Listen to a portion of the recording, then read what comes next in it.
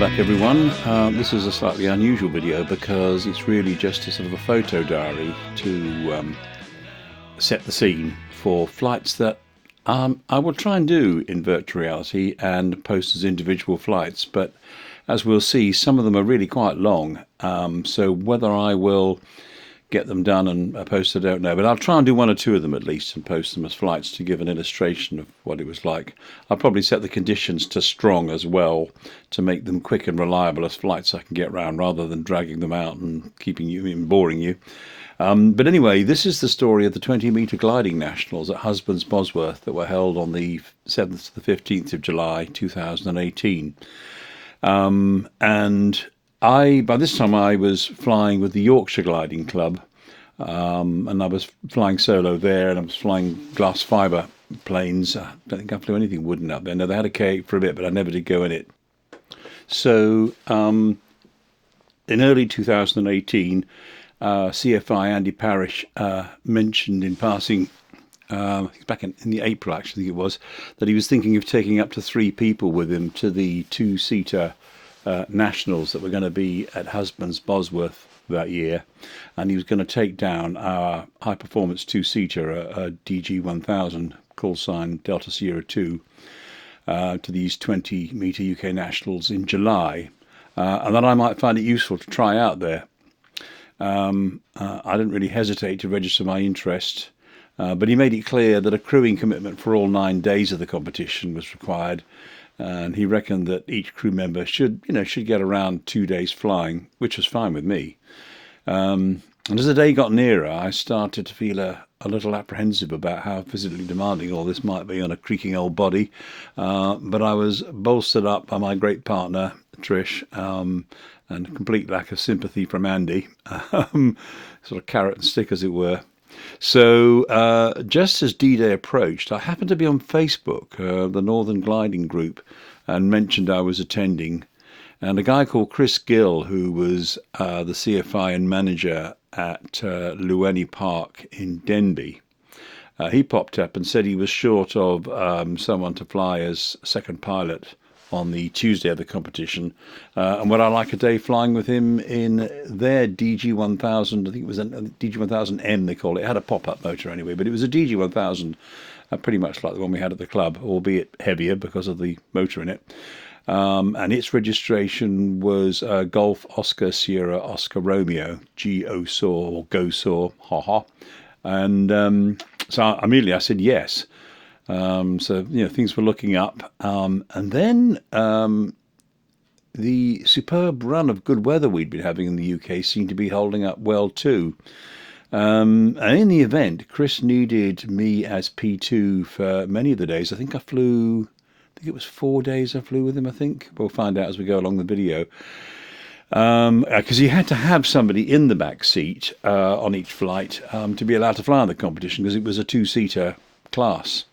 So myself and another guy who was the chairman of the Yorkshire Gliding Club, a guy called Chris Thurkle, went down, and to cut a long story short, and between us, I think we got 5 or 6 days flying with Chris, one or other of us flying P2 with Andy on the alternate days, bar one, I think, where he flew a friend and supporter from Yorkshire Gliding Club.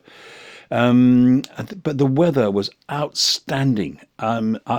People were saying it was the best competition weather we'd had in the UK in the 21st century, the best for about 25 years. And although there were 1 or 2 days where the tasks were really quite challenging in terms of the ones they set, although looking back, that just broadened the experience of flying cross country in different conditions, I think. And we filled our boots with aviating. I remember so intense was the flying and all the work surrounding it, and all in sweltering heat, that I even heard younger pilots quietly hoping for a scrub day. That's a day when the weather's no good and you can't set a task. And that was after they'd done about 3 days solid tasking. But I think by the end of the week, we'd all settled into a routine, really. So I remember being very early to bed and very early to rise to get in the shower and get myself sorted and ready. So, because you really had to be on the go 100% once the day started, rushing around doing this and that. So as the time went on, actually, it was all a little bit less tiring because you got the hang of the routine and what you had to do, and you went into gear really. Especially a newbie like me, whereas as I learned more about what had to be done and how to do it, I just got better at pacing things. So the bottom line, I would say, I said at the time, the little diary I did, is that for anyone wanting to fast track their way to an understanding of how cross-country flying is done, and even if, like me, you're not competitive, you couldn't do better than to take part in a competition week, especially if you can get a back seat in one of these two-seater comps. You'll learn more than you ever imagined, and you'll be able to make a good judgment on how competent and keen you really are to attempt the various levels of cross-country flying. I'd 100% recommend giving it a go. If you're as lucky as Chris and me were, you'll get more flying than you ever imagined, and you'll have an unforgettable time. I can honestly say this was one of the highlights of my long life, and I've had some quite good ones, really. But anyway, that's enough of that. As Andy Parrish, the boss, I used to call him, he might say, that's enough of that, let's go flying. So I'll put up a link where you can look at the task and result details for that 20-metre UK Nationals 2018, and you can see who did what and when and what kind of speeds they flew and stuff and whatever. So anyway, that'll do for now, and we'll crack on with talking about each of the days. So day one. First of all, I set up my camper van camp the evening before and things, got everything sorted and got myself all ready. And I didn't really, then I just got to bed early and waited to see what happened because I had no idea what to do. So day one, Saturday the 7th, I was to fly with Andy in DS2. That's our club DG1000 with no engine on it. So if it lands out, someone's got to come and get you in his old Land Rover with the trailer. And it's the first gliding comp I've ever been to. And it was awesome as we towed DS2 out to the flight line before heading to briefing. There was no time for pleasantries or daydreaming. You had to stay focused and thinking ahead about where we in the plane would need to be in the queue and what preparation the plane will need, daily inspection, water, canopy cleaning, battery installed, task input into the S80 nav aid, etc., etc. And what preparation we'll need, things like camelbacks filled with water and ready in the glider, sickness bags. I don't tend to get air sick, but you should have them. Pee bags, you've got to do that kind of stuff. Stuff to eat, keep your sugar levels up, that kind of thing, as well as hydrated. Task sheet. I wanted XC-SOAR on my phone, so I had my own nav aid device in the back seat and could follow things and have it in place and running as a backup system. A fleece or similar in case of a long way after land out, etc., etc. It can get cool if it's the end of the day, it gets into evening. And we were towed up by a robin, not a robin the bird, a robin the aeroplane variant, and were released under the biggest gaggle of gliders I've ever seen in my life. And for those not familiar with the term, a gaggle of gliders is where a load of gliders, rather like a gaggle of anything, gaggle of geese, are all in the same bit of sky. In this case, all trying to catch maybe the same thermal or thermals near each other to get themselves up to a good height, ready for their start.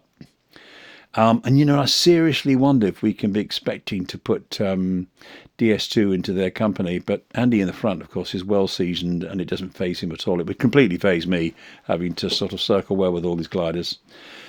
I tend to avoid situations like this and just work my own thermals when I can.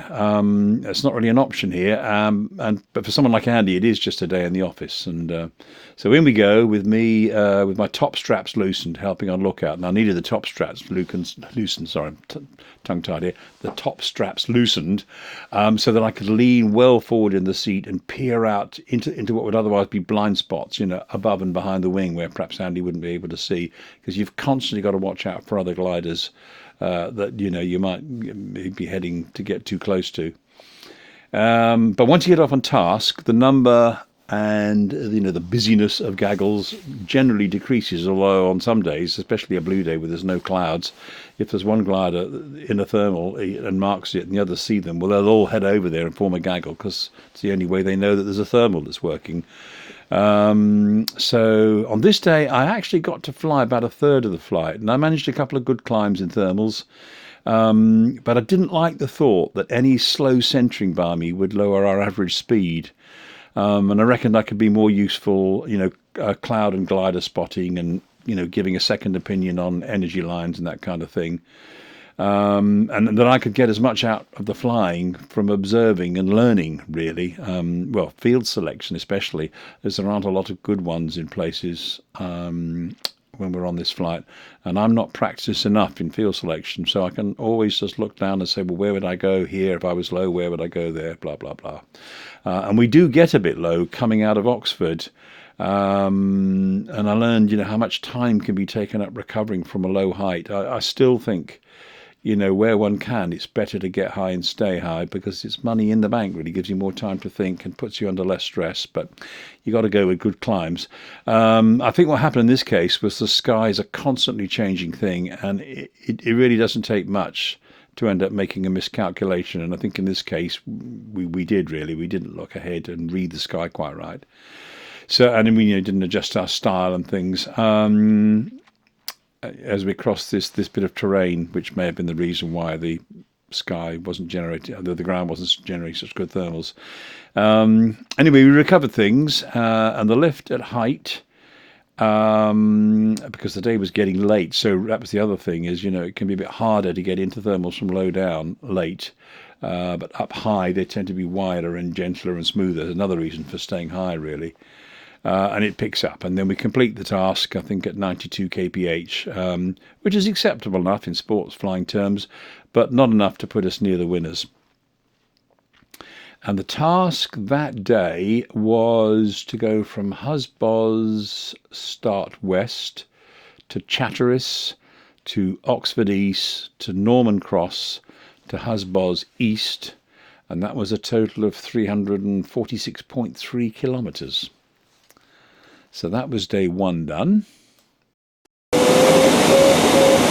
have the chart back, please? The chart back? Oh yeah, sorry, yeah, hold on. You got it. Start. Day 2, Sunday 8th of July. And in my notes remind me that it was a day where there was nearly a land out, but I didn't fly on day 2. Chris Thurkel flew with Andy, but they abandoned the task at Northampton. And ended up being last home on the day. And I heard that they had a really hard time and they nearly did land out because, don't forget, they were in DS2, our club glider, and it had no pop-up engine to actually light up and come home with. But they did, so they decided to abandon it and come home because it was just too tricky. And I just spent the day taking photographs of gliders as they came back from their tasks. Got a lovely one of Andy and Chris with a paraglider. Not paraglider, but paramotor, one of these sort of microlight ones and things, pattering along sort of in the same place as them, not literally the same place, but it looked like it, which kind of sort of highlighted how slowly it had all been going for them. They were very late back. They were well past the rest of the field getting back. I think the marshalling point was about to pack up. So they had a bit of a welcoming committee at the organisers' cabin because I think they were all dying to go to the bar and get a drink. But if they could have got it done, the task that day was HusBos, Start West, Beaver, Ramsey, Oxford South, Thrapston, HusBos East, for a total of 358 kilometres. I think there might be one of the days when the task setting was perhaps a little bit on the hard side as well. But, So I thought it might be interesting to look at a couple of video clips from day 2.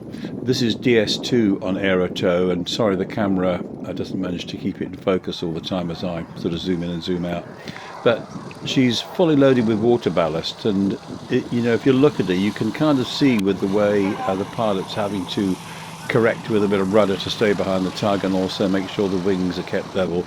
That she looks like a heavy glider, doesn't she? She's going off because there's a lot of water in the wings, so that will make the rotational inertia around yaw and around roll considerable, really. So it's much more difficult aerotowing a glider when they are full of water ballast.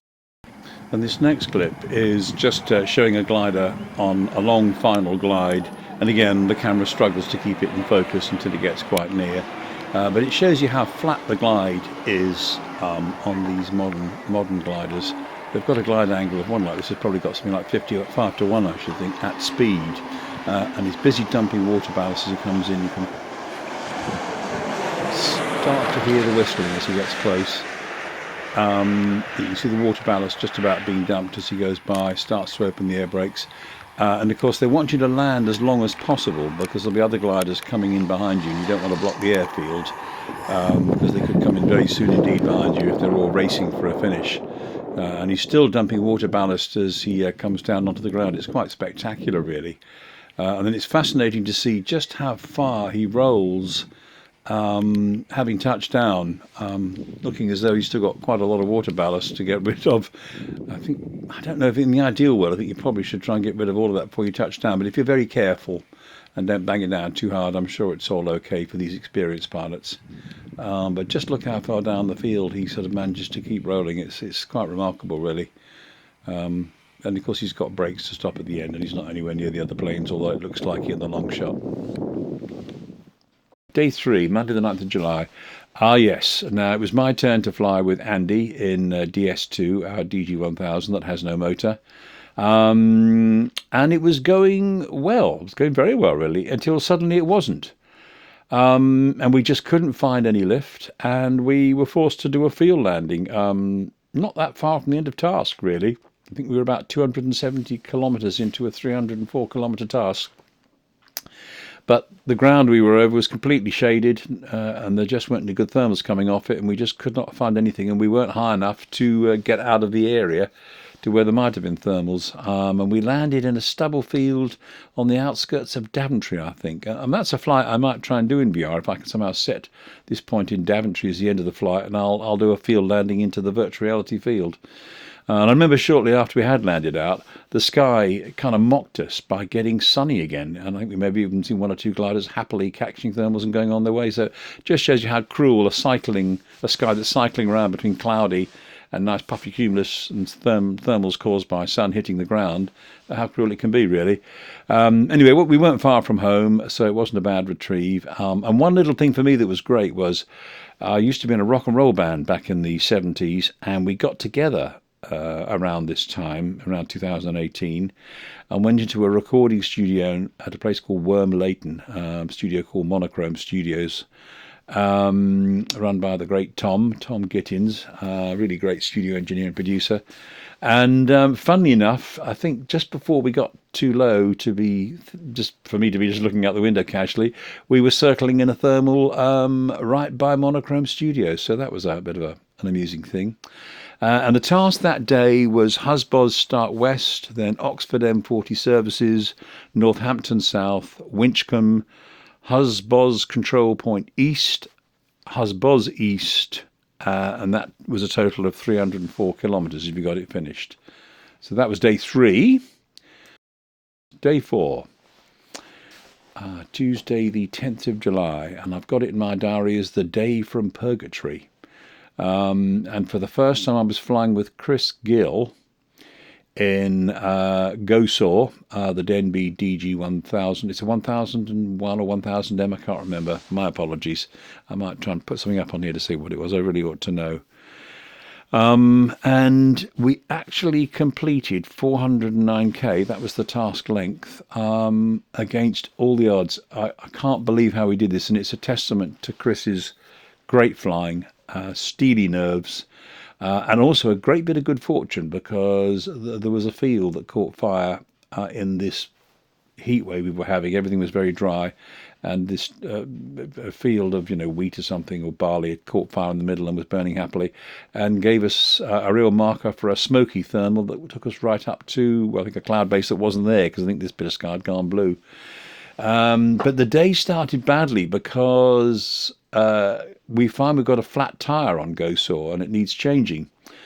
So we worked against the clock to get it done on the grid and finally got it back together, but as Chris was tightening the last bolt, it shears.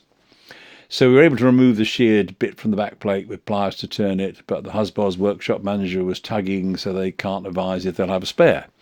So Chris decides we'll have to scrub, and I stand down, return to my bongo camp to chill out. A bit of me's relieved, because I thought, phew, I can just, be lazy, because I do have a tendency to be a bit like that. But I've not been there for long before a car roars up and somebody shouts, "Mike O'Neill, we're launching in 5 minutes." So I stick my head out of the tent to see Chris there, and he says, "Grab your stuff, fill my camelbacks, get me a sandwich from the clubhouse, and meet me at the aircraft." He's managed to purloin a replacement bolt. Jeebus, it's madder than a Battle of Britain scramble, and I've got to leave the Land Rover out of our team's agreed position. That's one we'd use for retrieving our glider if we needed it, after using it to get my stuff done. Anyway, once airborne, we're well behind anyone else. The task goes fine down to Ross on Y, but then the climbs weaken under the overcast on track to Shrewsbury, and we head for the blue but don't find much. Getting down to 900 foot above ground level, I think short of Shrewsbury, before finding a decent climb. And out of the turning point, a modest climb, and then we got a good climb over this crop fire near Droitwich. It was amazing good fortune, that, because I just don't know whether we could have kept finding these. And that got us right up to a good height and starts us on the road back to salvation. And I remember Chris laughing dementedly at the increasing possibility we might actually get round the task, because we really just didn't think we were going to do it at all.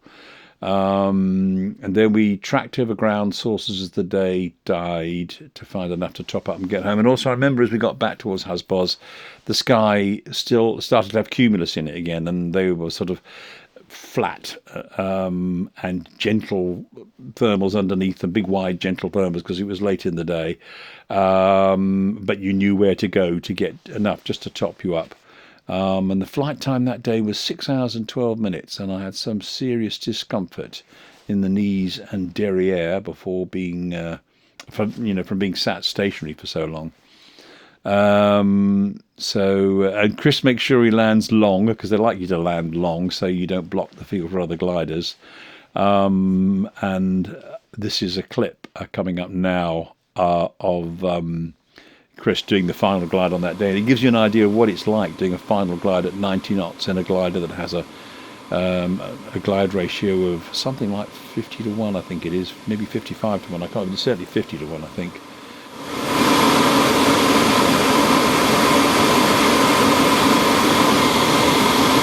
HusBos, Sierra, Romeo 3.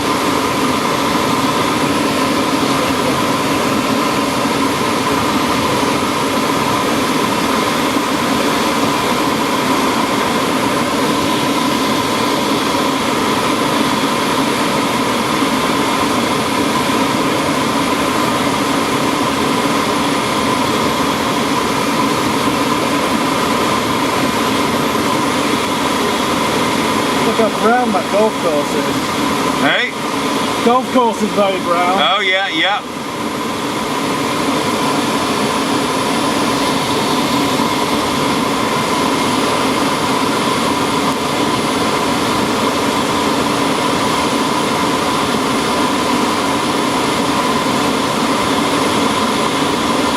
Right, well they've done a good job on blocking the airfield. Yeah. There's a gap opening up.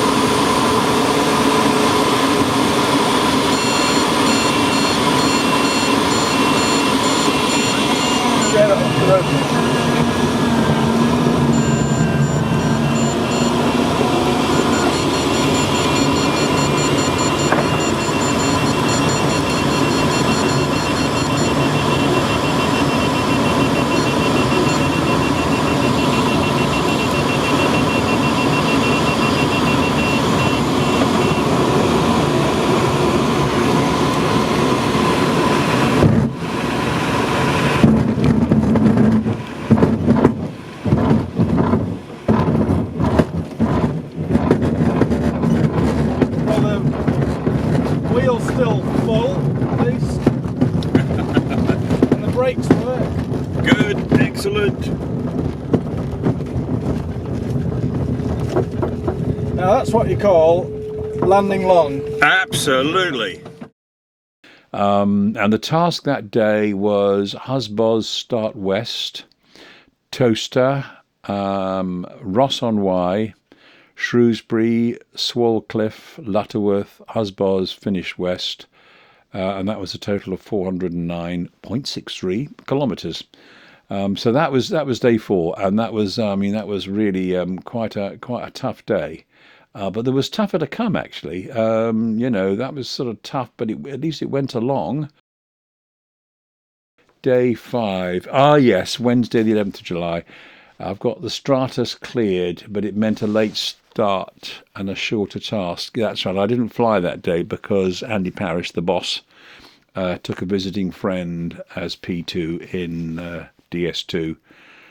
Chris Thurkel flew with Chris Gill, and I stood by in case of a retrieve with Andy's Land Rover. And on that day, England got knocked out of the World Cup. But it was a short task, and I think they all finished it. And it was HusBos start west, then Charlbury, then Stow on the Wold, then Lutterworth, then HusBos finish west for a total of 162.6 kilometres. Day 6. What happened on day 6? Oh yeah.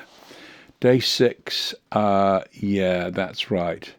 So we had the same problem with early morning stratus cloud, just meaning there was no thermals going to develop until we got some sun on the ground. And that meant that the task was set late and they had to go for a short task.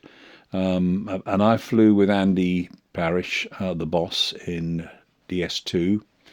I've got here trying out my new high-tech sun visor for the G-OSOR on the phone. Yes, I think I made a little kind of little cover thing to go over, a shade sort of thing to go over the top of the phone because there was too much light falling on the screen. I couldn't see things. It worked very well, actually.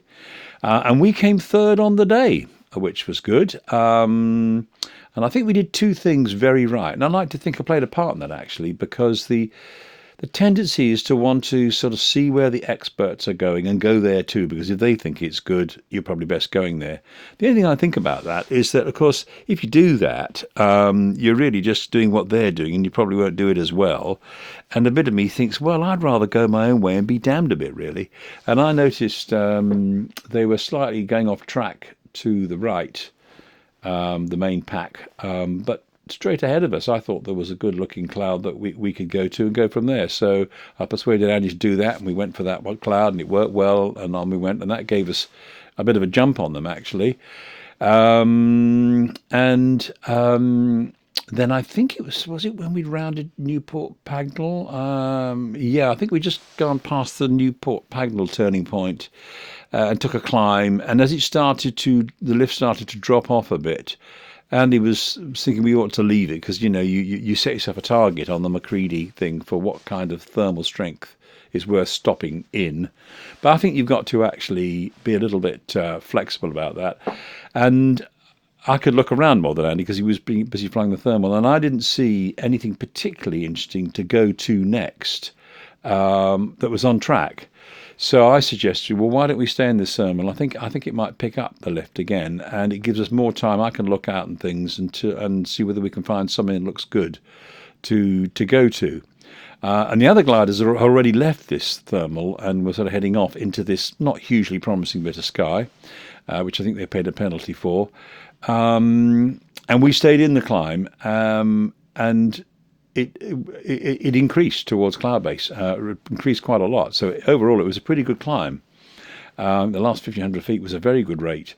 And that meant we could run fast from the cloud and overtake the others who were still kind of struggled to get their height back up ahead.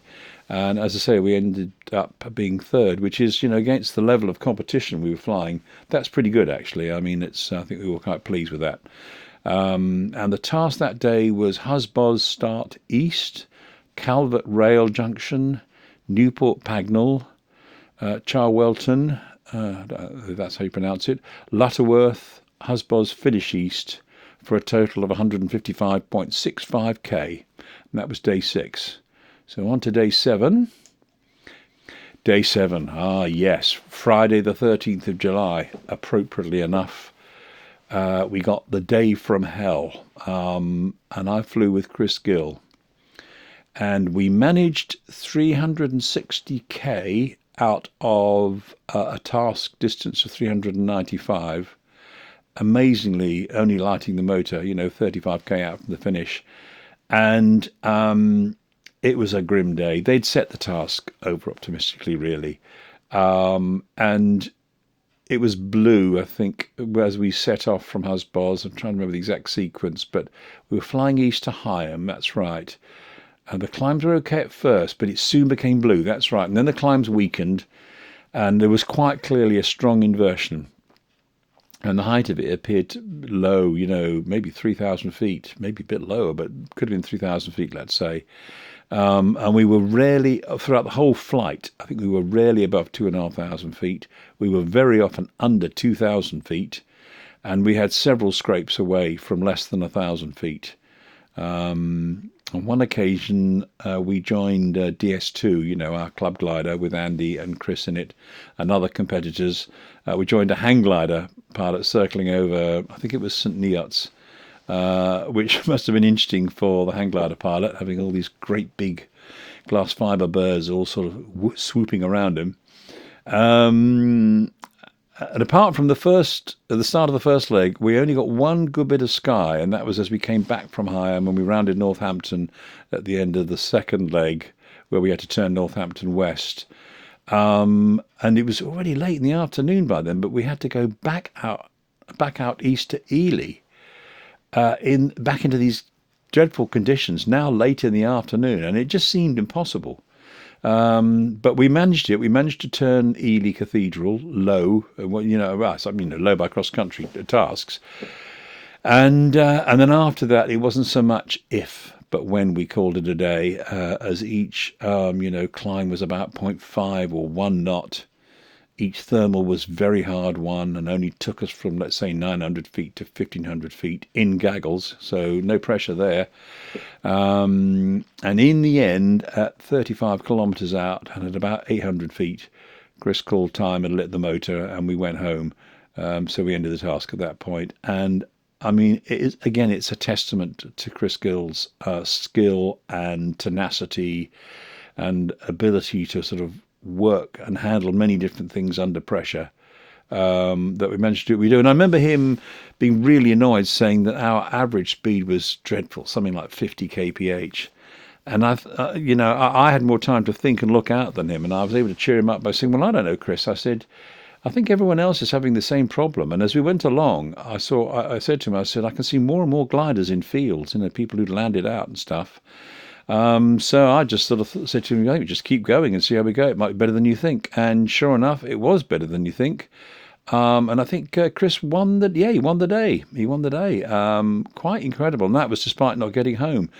And the thing was, the DG-1000M, the heavy plane, and neither Chris or I are lightweights. So, he was finding thermals ahead of. We had the 18-meter class gliders also on the task with us, and it was Chris who was finding the thermals, and then the 18-meter ones, including Andy Davis, who's an ex-world champion, very good pilot in a top glider, a JS1, whatever it was, I think. They were coming into Chris's thermals, stealing the energy from it, no doubt.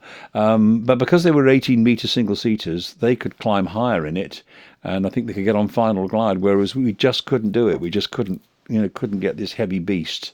And to even ask it to actually thermal at these low heights in what will be quite a small thermal, I mean, it's quite remarkable what he managed to achieve on that day. I remember flying in survival mode with DS2 Prawania Cambridge on the first leg. But great kindness to us, really, because I'd have had to do a retrieve at the end of my own long flight otherwise. But they abandoned the task when they reached Northampton West and went home. Very sensible, actually, because I mean it was an almost impossible task. And our total flight time that day was 6 hours and 44 minutes, even longer than the task on day 4. Although surprisingly, and despite this being an even worse ordeal, my derriere troubled me less than on day 4. Perhaps the nerve endings had all been killed off on the earlier flight, who knows. Anyway, the intended task that day was Naseby West, Higham, Northampton West, Ely, HusBos East, and a total of 395k. So that was the ghastly day 7. It might be fun to have a quick look at a video of Chris Gill the next day receiving his prize for winning the day from hell. So here we go. And every time we got to cloud base, we were looking down at the next cloud and thinking, we've set off too early. And after that, we just were happy to get to 2,000 feet. Not that I've been comfortable at 2,000 feet before, but yes, I really was. And we just trickled around and topped up whenever we could. There was no secret, we just hung in there and hoped for the best. So, thanks.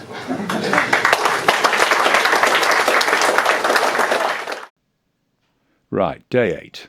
So day 8, Saturday the 14th of July, and I've called it the day the total energy died. Andy wanted to put me in the front seat of DS2 because I think they'd been quite impressed with A, the flying I'd done, and B, the kind of what's the word, aptitude I'd shown for reading the sky and looking at where we might go and things. I definitely felt I helped both my pilots with things like that, and with sort of keeping their spirits up when they at times might have thought this is impossible. Even they, it would have been impossible if I'd been trying to do it anyway.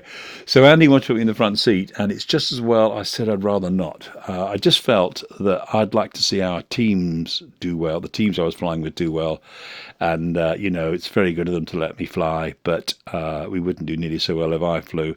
And as an older guy who really wasn't looking ahead to years of trying to get better as a cross-country pilot, it wasn't as though I felt like I'm doing all this to get better so I can, go and do my own things and do my own competitions. I really wasn't that bothered. And I could record the flight and take the photographs and all kinds of things, which have been very nice to do. It made a very nice photo diary for everybody at the club to share. So I didn't go in the front. But nonetheless, he tasked me with some of the flying, some of the thermaling work. But I could not believe how bad a job I was doing. And it turned out it wasn't really me. It wasn't all me anyway. But Andy had fitted a new design of pitot tube to try it out. And it wasn't doing its job properly at all. And the total energy was completely out. That meant the variometer was just completely lagging anything that resembled where the lift was, and I couldn't cope with that. But Andy, of course, being hugely experienced, could cope with it, so he just had to fly it. But even with him, we had to be a bit slow on the task because you had to feel your way into these thermals. Luckily, it was a good enough sky, so even without a variometer, because we essentially didn't have a variometer, we managed to complete the task slowly.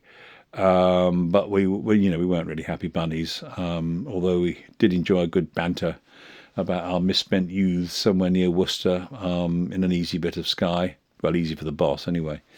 And the task that day was HusBos start west, then Silverstone, then Tenbury Wells, then Chipping Norton, then HusBos control point east, and then HusBos east.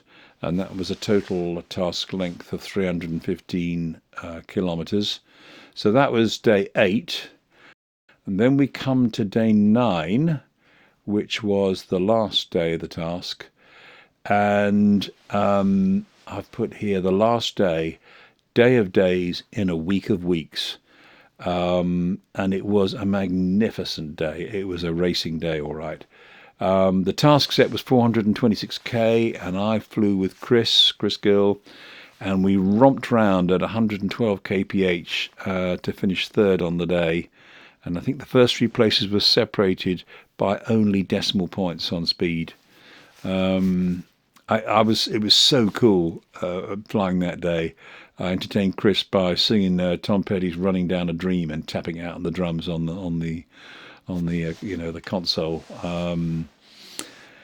And shortly after that, we took a climb to 7,000 feet QNH with 9 knots showing on the averager. And that was over Bury St Edmunds, I think. And I think I heard later that someone had gone to something like 8,500, 9,000 feet before they'd reached cloud base, I think. Unbelievable. People were saying things like this is more like flying in Australia than flying in the UK. And of course, several of them had flown in Oz, so they would know. And yeah, it was a fantastic flight. I mean, it was a turkey shoot with thermals, really. And yeah, well, I don't know what to say really. I've got some footage I'll run in a second of what it's like in a thermal there. And that was I think the last thermal we took before we went on to final glide. Unfortunately, the camera goes out of focus a certain amount because it just can't get its autofocus right, focusing on the glider. But it's still good enough to give you a feel for what's involved and the way you have to look around at other gliders when you're sharing with them, because they keep disappearing out of sight and you want to know where they've gone and all this kind of thing. So I'll show that clip. I got a lovely photograph on that flight as well of an orange and white Skylark 3B circling below us near Cambridge. Chris spotted it and I got a nice picture of it.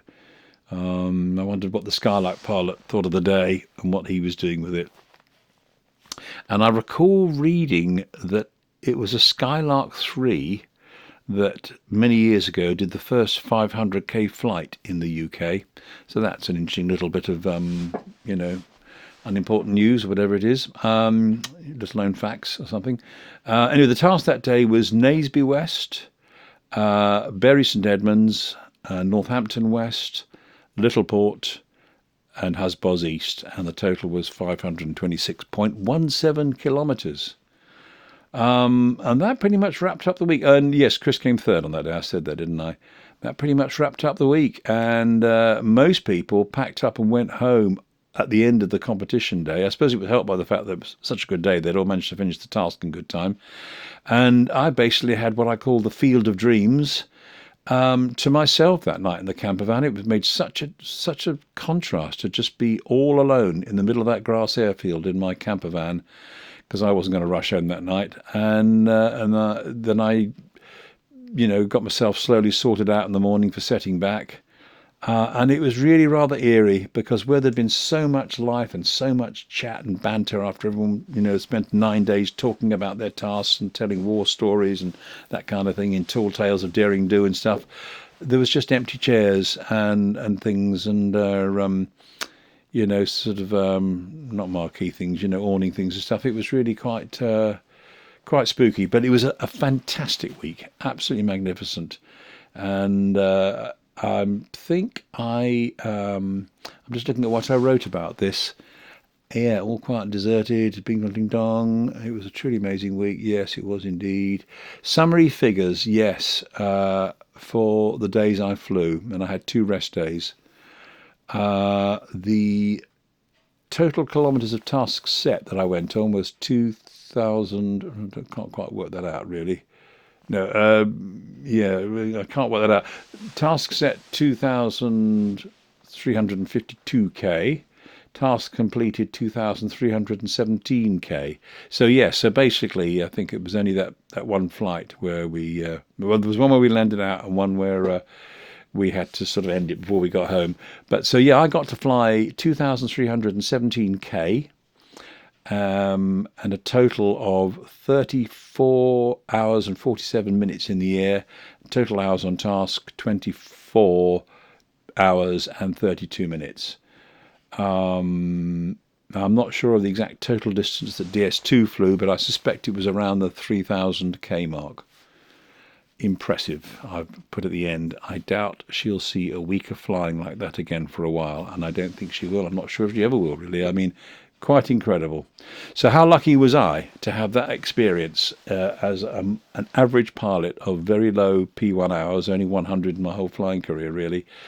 But flying in that 9-day competition was just amazing. And I came home, I think even in 2018, I was, I don't know, sort of, how old was I? In my late 60s. And I came home feeling about 10 or 15 years younger after this 9-day boot camp. Having said that, it wore off within a couple of weeks, so there you go, what can you do? But it was great. Anyway, I think that just about sums up the chat. So I hope that was remotely interesting. And if I've managed to do any VR flights taken from that week, there should be a link at the end of this video so you can have a look at them. And I probably won't actually put this intro video with photographs out until I've got some tasks to put up there. I'll try and think of a way to do most, if not all of them, but we'll have to see. They're rather big, and it's quite an effort doing these big tasks, to be honest, for an old geezer like me. All right, okay, bye for now, and see you on the next one. Bye.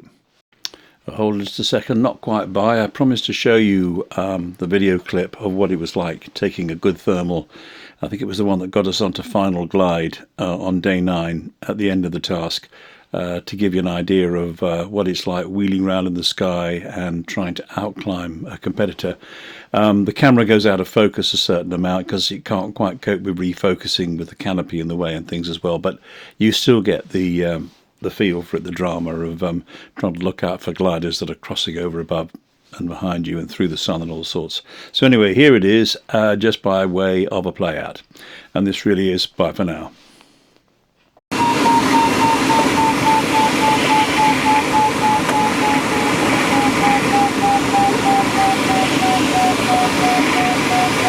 They've got stronger lift. Yeah.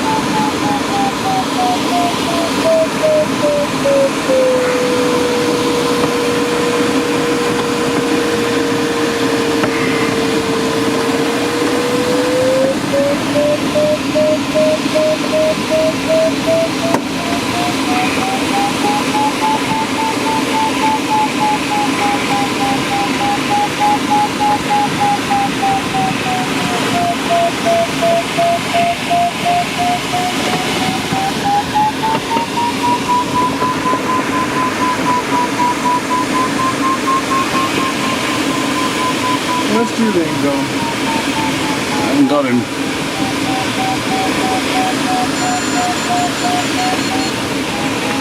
One right overhead. Oh, there.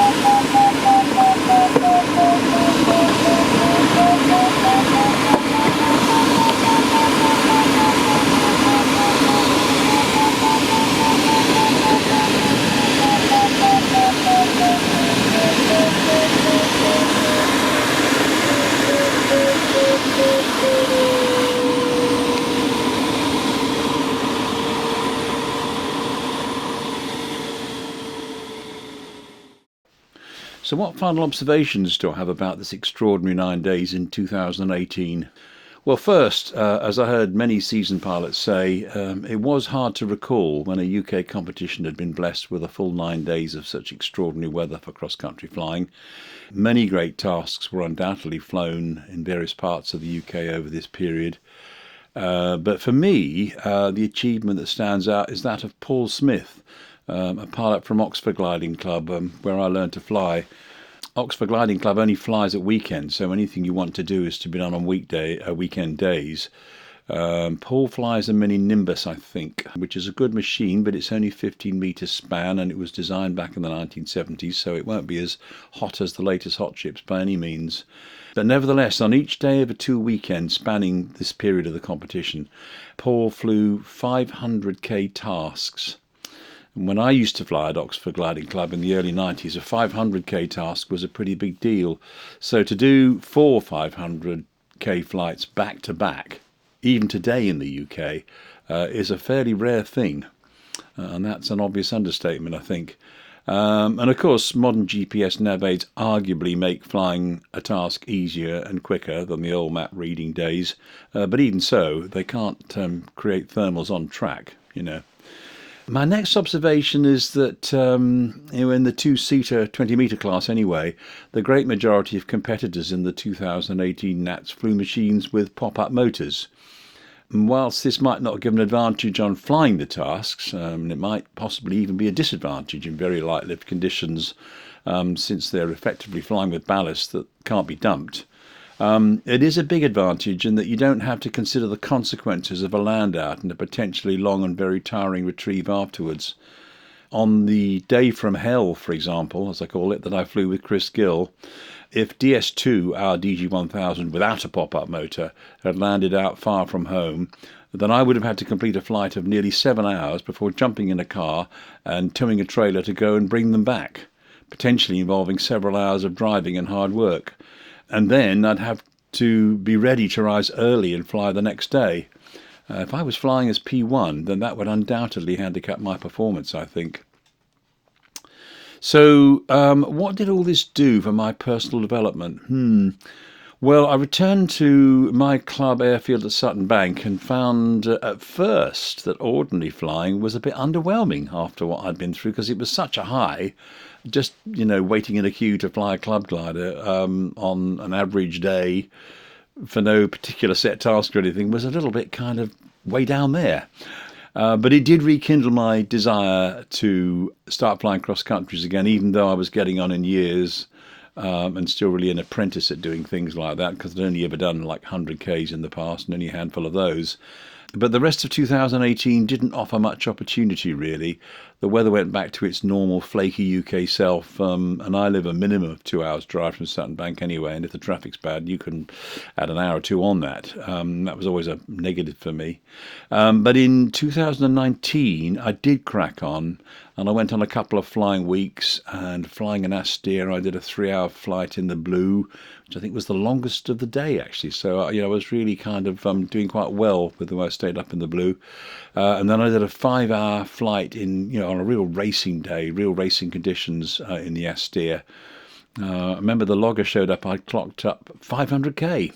But unfortunately, I've not kept the trace. And anyway, it would have been a complete scribble going hither and thither, because it was always within gliding distance of the airfield. And I didn't, I felt I needed some more field landing coaching before venturing out of gliding range of the airfield on tasks and things. I also converted to the club's DG303 because I would like to be flying that if I did start doing cross countries. And I remember having a wonderful 2.5-hour flight in that, thermaling over the North Yorkshire moors into late afternoon. It was a lovely plane. I got on with it straight away, and I only got to make one more flight in it before 2020 and COVID arrived. And when that arrived, it effectively stopped me flying until 2022, by which time I'd lost the rhythm of gliding. I was now 70 years old, and partly as a result of the solitary habits I developed during COVID, I just wasn't feeling the passion and decided to hang up my flying boots. I felt rather like a sort of poor man's gliding Roger Federer, in that COVID had taken away my last chance to achieve my ambition to try for my gold badge. But on the other hand, one of the habits that had arrived because of COVID was flying online competitions in virtual reality in Condor with other club members. And I was quite amazed. I found this to be a convincing and convenient facsimile for the real thing.